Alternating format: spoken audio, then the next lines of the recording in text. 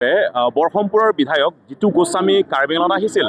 কাৰ্বি আংলঙৰ সীমা বিবাদৰ প্ৰতি তেখেতৰ কিছু মতামত তেখেতৰ প্ৰতিক্ৰিয়া দেখুৱাইছিল। তেখেতে কৈছে যে কাৰ্বি আংলঙৰ যিটো সীমাৰ বিবাদ যিটো প্ৰায় 30-40 বছৰ চলি আছে, নগাঁও ডিষ্ট্ৰিক্ট আৰু কাৰ্বি আংলঙৰ যিটো ডিষ্ট্ৰিক্ট, অৰ্থাৎ আমাৰ কাৰ্বি আংলং আৰু নগাঁও ডিষ্ট্ৰিক্টৰ যি বৰ্ডাৰ, সেই বৰ্ডাৰৰ যিটো এলেকা বিবাদ, এই সীমাৰ বিবাদটো লৈ পেলাই তেখেতে কিছু প্ৰতিক্ৰিয়া তেওঁলোকে দেখাইছে বা মতামতখিনি প্ৰকাশ কৰিছে। সেইখিনিত এটা কথা ক'ব বিচাৰিছোঁ, জিতু গোস্বামী ডাঙৰীয়া তেখেত কাৰ্বি আংলঙৰ ইতিহাসৰ কথা, বুৰঞ্জীৰ কথা একো নজনাকৈ, একো নিচিনাকৈ, একো নুবুজাকৈ যাতে কোনো ধৰণৰ প্ৰতিক্ৰিয়া, কোনো ধৰণৰ কথা মতামত যাতে প্ৰকাশ নকৰে।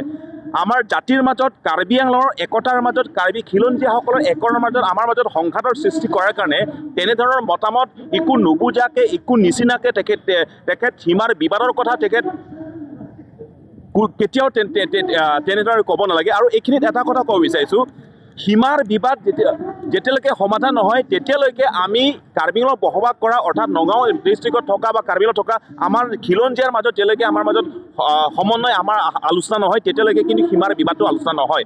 আৰু ইয়াত আৰু এটা কথা ক'ব বিচাৰিছোঁ, যদি সীমাৰ প্ৰতি কাৰ্বি আংলং আৰু নগাঁও ডিষ্ট্ৰিক্ট যদি সীমাৰ যিটো বিবাদ, এই বিবাদটো লৈ পেলাই যদি তেখেতৰ যদি কিবা কথা ক'বলগীয়া কথা থাকে, তেনেহ'লে কাৰ্বি আংলঙত 4-5জন আমাৰ বিধায়ক আছে।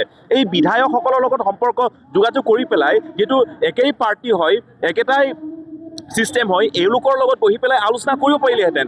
কাৰ্বি আংলং সাহিত্য পৰিষদৰ মুখ্য কাৰ্যবাহী সদস্য তুলিৰাম ডাঙৰীয়াক তেখেতক যোগাযোগ কৰিব পাৰি, তেখেত এজন বিধায়ক হৈ আছে আৰু লগতে কাৰ্বি আংলং সাহিত্য পৰিষদৰ মুখ্য কাৰ্যবাহী সদস্য হৈ আছে। তেনেহ'লে এওঁলোকক একো নোকোৱাকৈ, একো খবৰ নোলোৱাকৈ, একো নজনাকৈ তেখেত হঠাৎ কাৰ্বি আংলঙত প্ৰৱেশ কৰি পেলাই তাত যে সীমাৰ বিবাদটো লৈ পেলাই তেখেতৰ প্ৰতিক্ৰিয়া বা তেখেতৰ মতামতখিনি প্ৰকাশ কৰিছে, যি কৰাত কাৰ্বি আংলঙৰ আমাৰ খিলঞ্জীয়াৰ মাজত এটা বিশৃংখল সৃষ্টি কৰাইছে, সেইটো আমি ধিক্কাৰ জনাইছোঁ। আৰু সীমা বিবাদ এই কথাটোত প্ৰায় 30-40 বছৰৰ পৰা যিটো চলি আহিছে, সেইটো নিজৰ মাজত আমি আলোচনা কৰি পেলাইহে আমি প্ৰশাসনক বা আমি বিধায়ক বা চৰকাৰক আমি জনাম। সেইটো কোনোবা MLA, কোনোবা মন্ত্ৰী আহি পেলাই যে হঠাৎ আমাক কাৰ্বি আংলঙৰ বৰ্ডাৰটো কোন হয়, কি হয় দেখুৱাব আৰু তেখেত দেখুৱাৰ মতে আমি মানিম, সেইটো আমি কেতিয়াও গ্ৰহণ নকৰিম আৰু কেতিয়াও সেইটো গ্ৰহণযোগ্য আৰু হ'ব নোৱাৰে।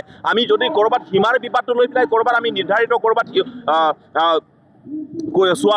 আলোচনা কৰিবলগীয়া থাকে বা কৰিবলগীয়া থাকে বা ক'ৰবাত নিৰ্ধাৰিত এটা স্পষ্টীকৰণ কৰিবলগীয়া থাকে, কিন্তু নিজৰ সমাজৰ মাজত, খিলঞ্জীয়াৰ মাজত, তাত কাৰ্বি বা অসমীয়া ভাষী বা যি হ'লেও সকলো লোক তাত উপস্থিত আছে, এওঁলোকৰ মাজত আমি ভালকৈ বহি মেলি আমি আলোচনা কৰি পেলাইহে আমি সীমাৰ বিবাদটো লৈ পেলাই আমি তাত সমাধান কৰিম। তাত কোনোবা জিতু গোস্বামী, কোনোবা মন্ত্ৰী, কোনোবা MLA ইয়াত আহি পেলাই যে আমাৰ মাজতে বিশৃংখল সৃষ্টি কৰিব, কাৰ্বি আংলঙত খিলঞ্জীয়াৰ যি একতাৰ সময়ত, যি একতাৰ বাৰ্তা চলি আছে, একতাৰ বঁটা চলি আছে, এইখিনি সময় যে আমাৰ মাজত বিভ্ৰান্ত সৃষ্টি কৰিব, আমাৰ মাজত পুনৰ এই দূৰত্বখিনি তেখেত বিলাব বিচাৰে, সেইটো কিন্তু আমি কেতিয়াও নামানো আৰু কেতিয়া আমি হ'ব নিদিওঁ।